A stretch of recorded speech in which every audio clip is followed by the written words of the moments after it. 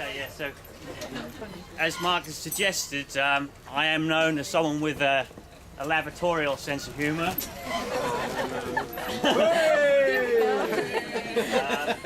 Thanks. And I got the feeling a couple of weeks ago that Mark was getting a little bit anxious about the content of my speech when he sent me a list of guidelines on how to make a suitable best man speech. So the first guideline was something like the best man should relate a story that should be fun and light-hearted, that should embarrass the groom. Of course, as I've known him so long, this shouldn't be a problem, as you're about to discover. The other guideline was the speech should be witty and amusing, but not crude or smutty. It should appeal to all generations. I had to think long and hard about this one. And in the end, I decided to strike a compromise and use only lurid terms that the younger generation would understand. I should stress again that actually my friendship to Mark over the last 20 years or so has been sustained, I'm sure Mark will agree, by a real vigorous exchange of abuse. Strictly verbal abuse.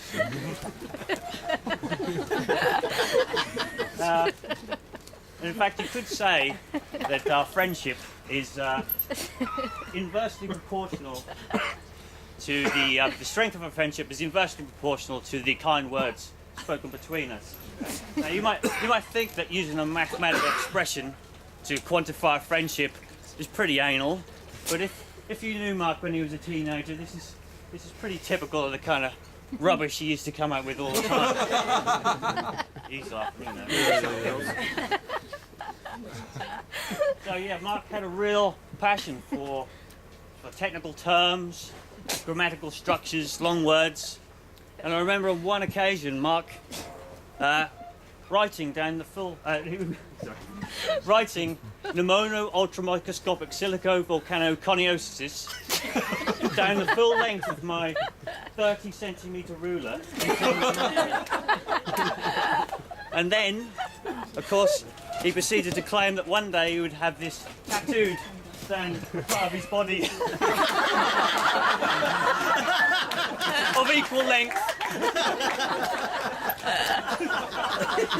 So, I remember at the time thinking, yeah, mate, that's really going to charm the ladies. So, Emily, did it charm you?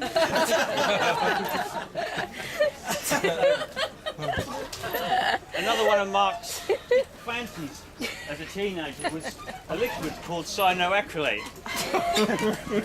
You're laughing, you don't even know what it is, do you? So, cyanoacrylate is commonly known as super glue. So, Mark would he would take this stuff to school and he would daub it on door handles and stationery, on me, that kind of thing. But you know where this is going. So in the end, his sticky pranks caught up with him when a full bottle of the glue he had in his pocket at school leaked into his trace pocket and soaked into his underpants. So, at the time when I heard about this, I was praying that he hadn't discovered it until he'd gone to the toilet. I had this vision of Mark walking around school with his hands stuck down his pants, which actually probably wouldn't have been that unusual.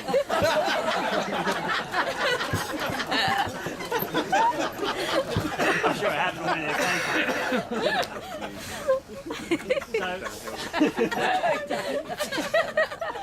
So I'm going to tell. I've got a story next. I'm going to tell you a story about. Oh, no. I don't know if I can say this. Like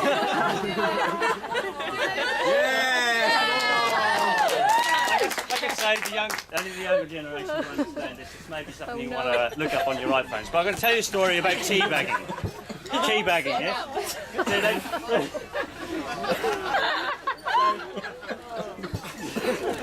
So my mum was very fond of Mark. But there was one occasion in which she wanted to kill him. We were at my parents' house in the newly decorated living room, and my parents were out, and Mark went to the kitchen, made some cups of tea, brought them back into the lounge, and he dunked his tea bag. He knows what it means. So, he's dunking his tea bag in tea, and then he proceeded to smack me around the face with the tea bag. Of course, that was funny, scalding tea down the face. But then we the horrible realisation that there was a line of tea splattering around 3/4 of the living room, all over the new velvet wallpaper, and all over the £1,000 curtains my mum had just bought. So obviously we made a real effort to clean up, and but of course if you knew my mum, there's only one standard of cleanliness, and that's her own. So I was in the shower the next morning, and all hell broke loose. I was dragged unceremoniously from the shower by my short and curlies, and given a good thrashing. Needless to say, Mark didn't appear for the next 2 weeks whilst I absorbed his share of my mum's hysterical chastisement. My speech wouldn't be complete without a reference to my yellow hard thing. So, my yellow hard thing was a name given to one of my childhood soft toys. It was a bear, which has been packed thoroughly, real hard with stuffing, so hence the name hard thing. And what we used to do, we would screw this fellow's head into the end of a slinky spring, you know, those things that walk down the stairs, and we would tie the other end of the slinky spring to the apex of my parents' house, and then we would drop this fellow out the window, and we would pull him into the back garden, and then we'd let this sucker go, and he would fly over the house, and he'd come down in the road which ran opposite my parents' house. So there'd be someone driving along in their car, and all of a sudden this projectile yellow soft toy would descend in their path, and then just as quickly disappear back into space.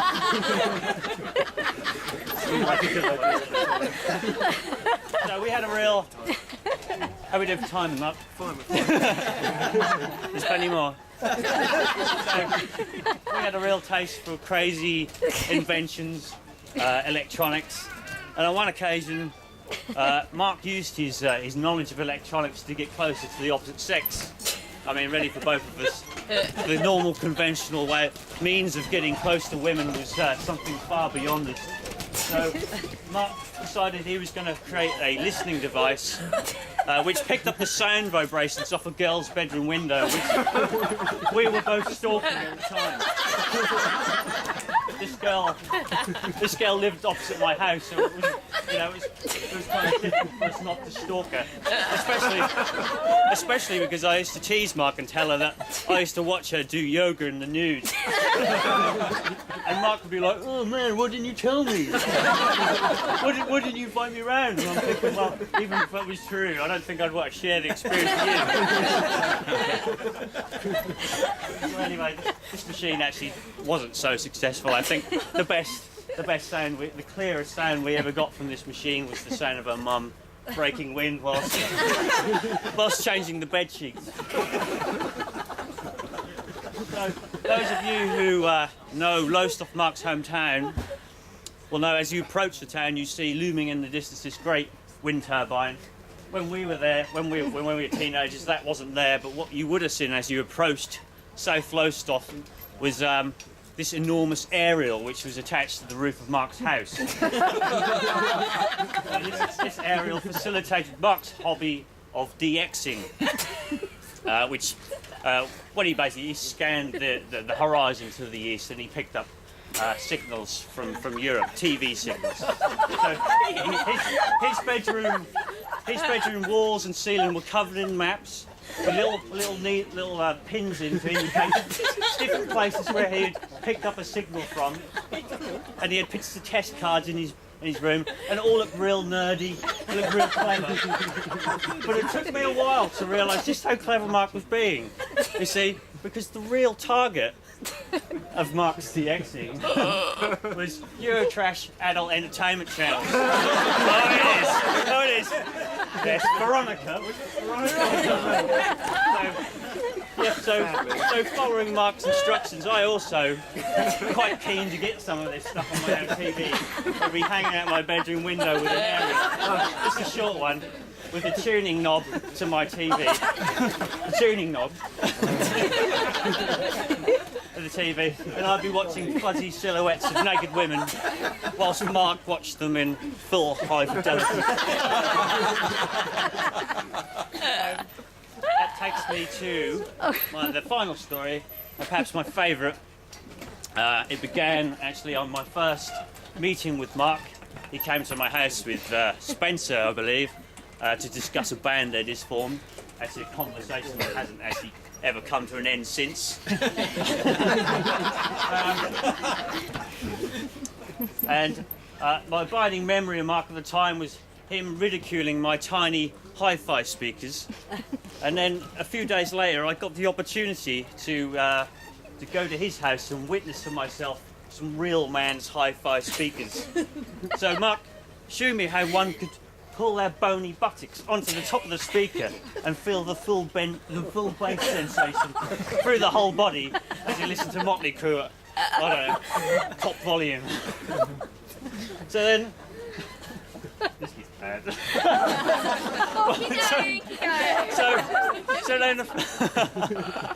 So a few years later, I remember a conversation between me and Mark in which he explained how if someone was exposed to a loud enough sound at the right frequency, this could cause involuntary bowel movements. And of course I thought, yeah, that's cool, I would like to try that one now. And then of course I forgot all about it. And then some years later still, Mark has got a job, he's got a disposable income. He's an adult, basically, but still, he decides he's going to convert his tiny Fiat Punto into this insane, pulsating bass chamber. And so he spends a couple of months building this ridiculous subwoofer, which fills the entire space of the boot.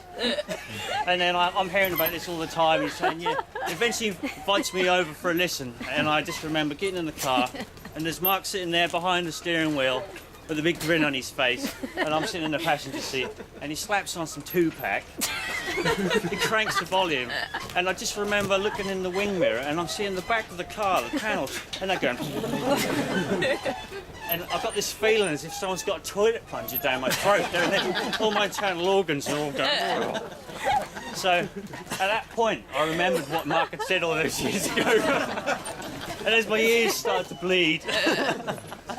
Yeah, well, I don't know if it didn't really happen. But anyway, the story doesn't finish there.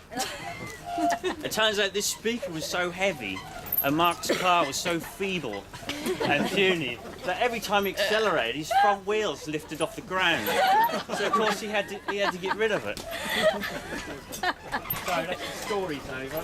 So it just remains for me to give, I think it's traditional that the best man gives the groom some advice.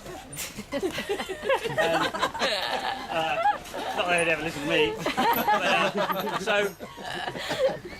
so I've been happily married for over 10 years to my beautiful and wonderful wife Lauren here. Lauren. Yep, Lauren.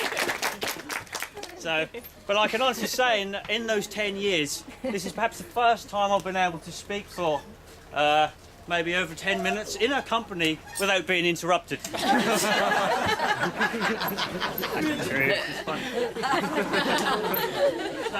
my advice to Mark would be to never make your wife the butt of your jokes in public.